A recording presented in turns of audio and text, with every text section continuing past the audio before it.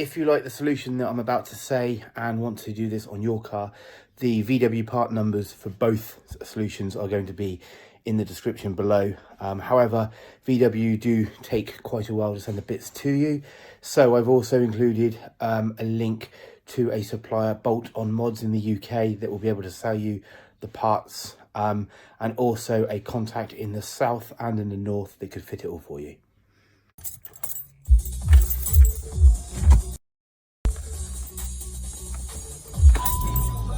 This is a fault, error, leave vehicle only when was in position P.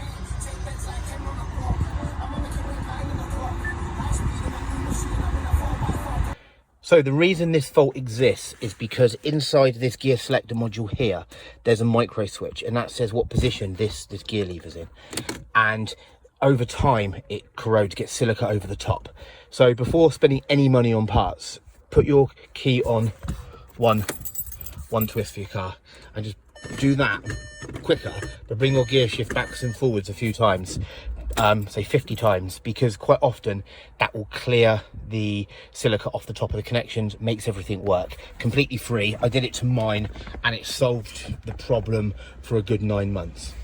If you don't get that and it comes back again and it's broken, you need to just pull this bit up, which you do by pulling under here, and see whether you've got one that looks like this. Forget this white bit on top, that's the fix. But if you've got a white one with a screw hole here, here and here, you're good.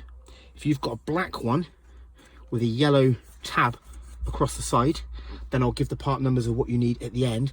But so a black one with a yellow tab, yeah, that is a completely different part number.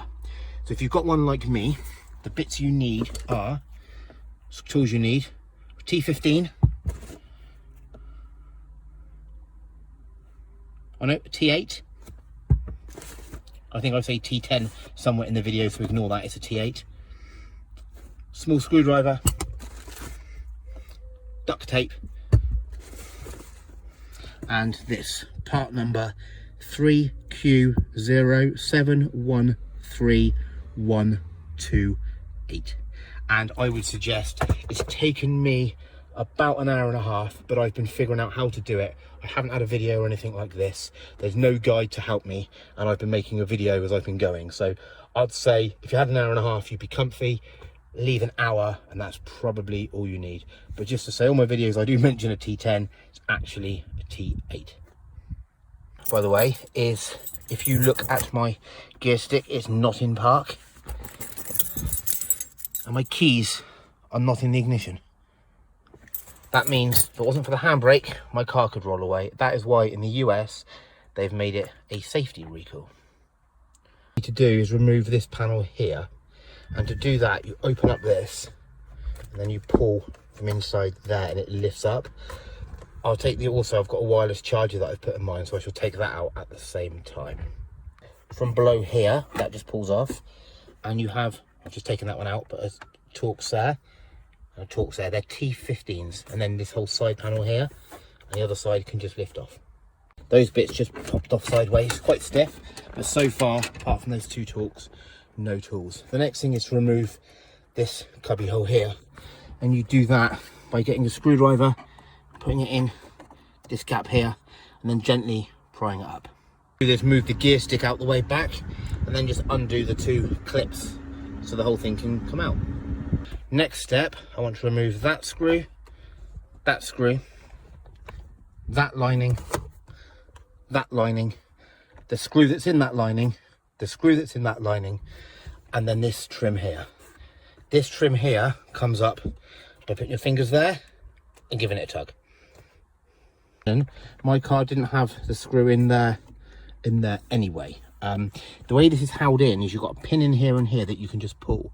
You put your finger under that bit and pull that side, and that one under that side. It is all one piece, as you can see. Then before you yank it up, if you look in there, there's a little push pin assembly, I think it's that, yeah, in there, little push pin. So you get a screwdriver, push the pins in, and then this cover will release and come off.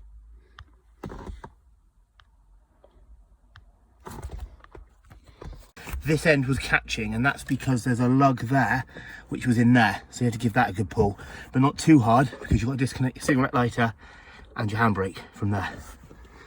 But then all loose on that side for the buttons. So this big bit lifted over that with a bit of twisting. There's no need to get to all of this, but the reason you need to lift that off is so you can get your hand in here. If you look in there, there's a plug, and inside that was that blue bit. The best way of showing you how to get that off is to show you the plug like that. It's that way round, and the way that I got round it was by getting a screwdriver and wedging it in there, by pushing it down there and sort of push that tab backwards, and then it pops out. There are two types of module, gear selector module on the Golf. So you've got this one, which you can see is white with the screws there at the top, and there's no yellow thing here. There's another one which I'll show a picture of in a minute. There's another one which is black and has a big yellow bit here, you can't miss it.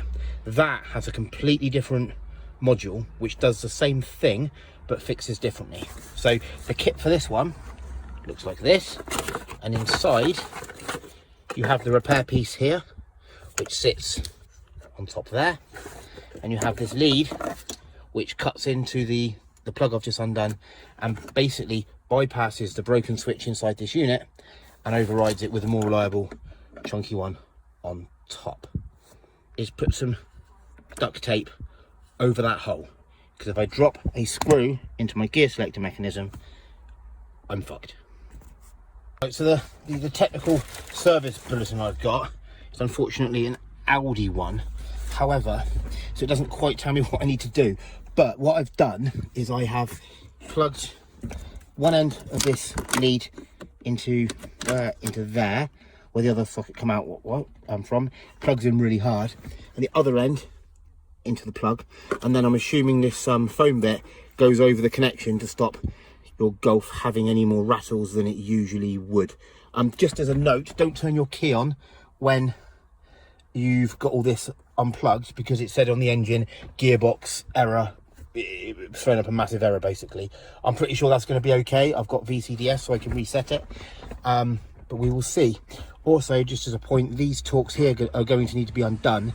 They are T9, but my T10 screwdriver fits it. I haven't taped this up yet because I'm going to do that next. Fit this bit, you can see the wire goes underneath, everything goes underneath there, and I've tucked the foam bit right down the side there so it doesn't rattle.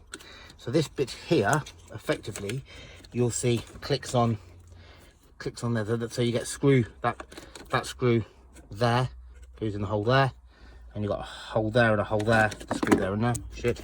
So that goes on like that. You screw that in, and then you can adjust it, I'll take it out to show you, by sliding this bit backwards and forwards using them. So once these three screws come out, they are no longer needed, because in the set you get with it, you get bigger ones. Note this pin as well, I've taken that out. That came from that hole there, and that's to use after it's all finished. You can push it in and secure everything so it doesn't move about, but I've taken it out for the moment so I don't lose it. With these three screws, it's a bit loose still, just for the time being until I get rid of the tape. This bit here is adjustable, slides backwards and forwards, and all the wires go nicely underneath so they're out of the way of all the mechanism and everything else. I'm now going to take the tape off, tighten these, that one,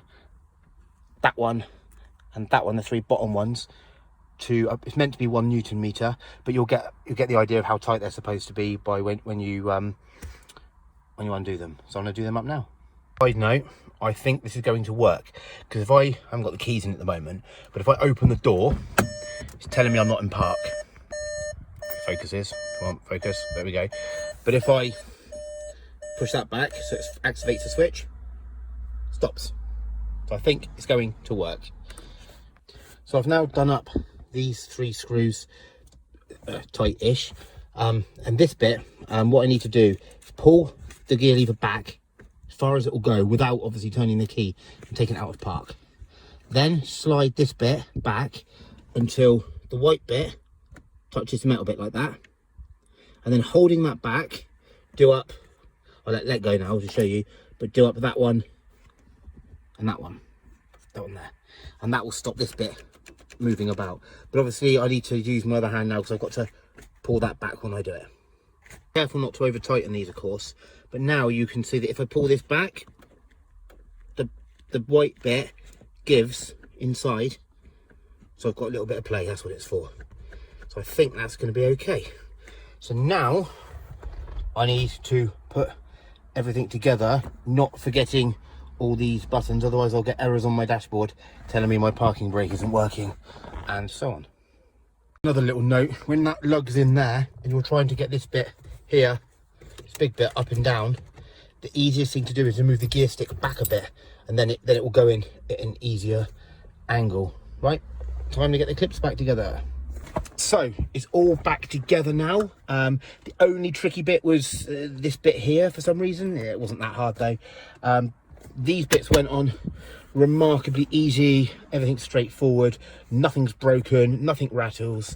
It took me literally 5 minutes to do the whole lot, so that's easy. One thing worth noting now is, as before, yeah, this bit's still loose because I'll be doing that. I might have to adjust it in a minute, but note, if I turn the ignition on, my car's in neutral, and now note, it will not let me take the key out. That's the whole point of why this was a safety recall in America, to stop your, so you have to put your car in P when you park it so it won't roll away. Obviously if I didn't have the handbrake on now and I wasn't on flat ground, it would just roll away. So looks like it's all finished. So now to test it, to show it working quickly, so you see that's in reverse. The second I push it into P, that little blue switch is going to get touched. Yeah, then it hits, then it buffers off the white bit, and that's what makes it work now. So if I push the button, so that's the bit of give I've got, but you'll see there's a little tiny blue switch in, getting there, little tiny blue switch in there. That's what gets pushed when you move the gear stick forward. So that's now in P, and then you've got the bit of buffer on there. So I think that's right. I'm assuming the guy doesn't tell me what to do. The install card I've got is talking about some test plan thingy that I've no idea what that is. So yep, let's forget that. And I'm going to get the little locking pin, one there. I'm going to tap it in there. Hope it works. And it does. So this pin literally, like I say, tap it in. Don't need to tap it. It literally pushes in with your fingers. And what that does is it means, ignition on, that when you push this forward, it doesn't now spring anymore.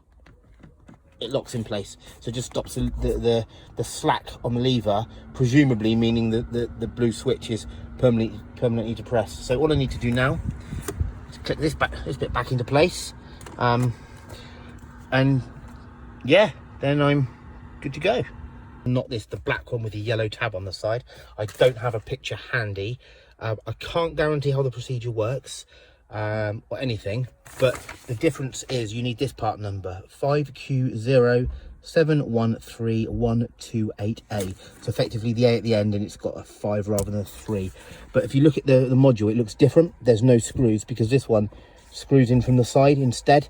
So it's a slightly different setup for a slightly different module. There's also a controller module there, and the clips hold it in rather than screws. So it should be pretty obvious whether it looks like this or it looks like a black thing, and that's going to fit over the top.